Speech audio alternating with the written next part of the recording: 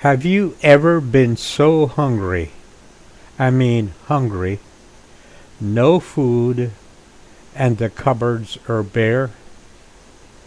Well, if you've never had that experience, consider yourself very fortunate. Very fortunate indeed.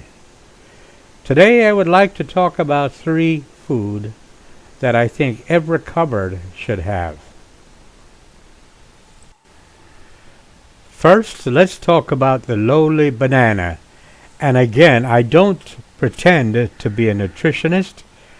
And when it comes to food, this particular video is just about the food that I think you should have to put hunger aside. But the lowly banana, I think this is one fruit you should always do your best to have hanging around.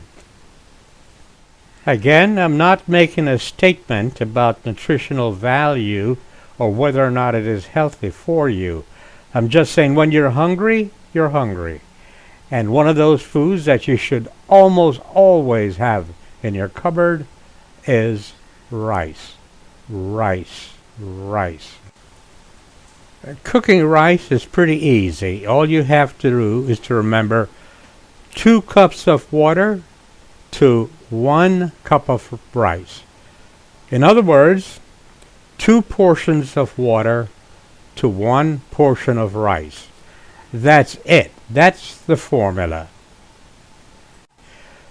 So, with 2 cups of cold water already in your pot, you simply add 1 cup of rice. Turn on the stove. In my case, of course, I like the taste of real butter.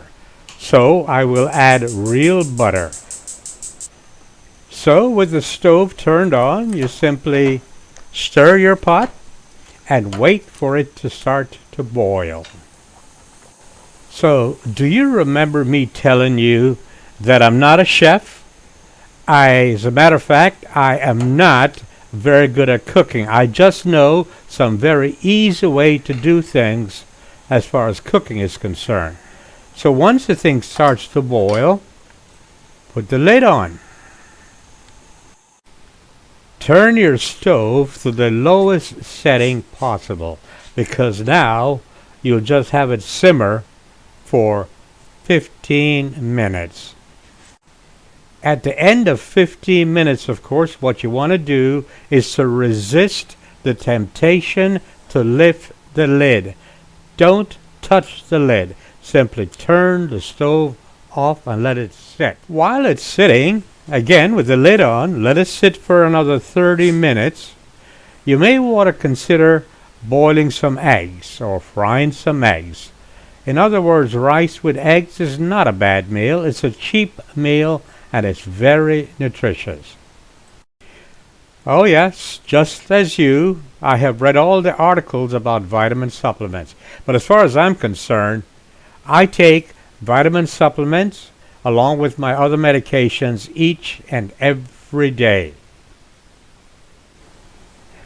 I've already talked to you about butter.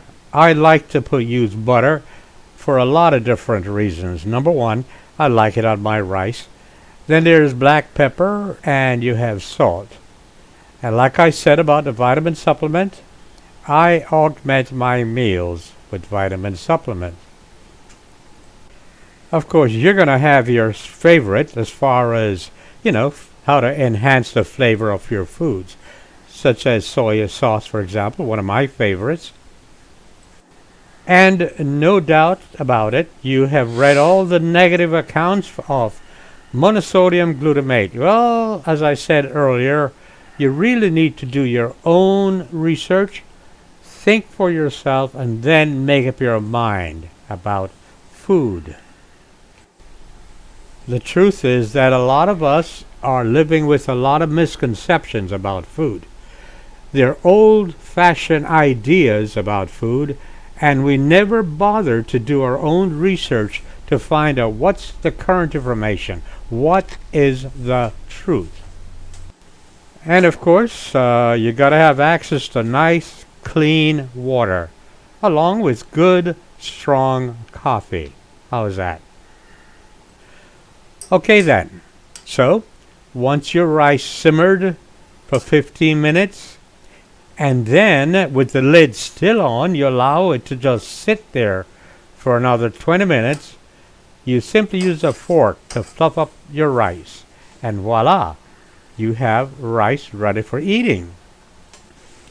As I mentioned earlier, I like to have rice with a little bit of soy sauce and of course a little bit of salt. That is the way I like to eat rice. No. Adding butter, of course, just makes it all that much better.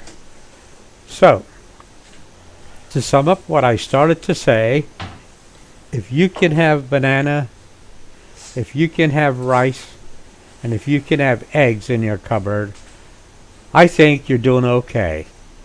And no matter what, you'll always have food to eat. Of course, having a good, nice cup of coffee with your egg and with your banana and with your rice is always a welcome treat. I would suggest you get real coffee because it makes all the difference in the world. Bon appetit!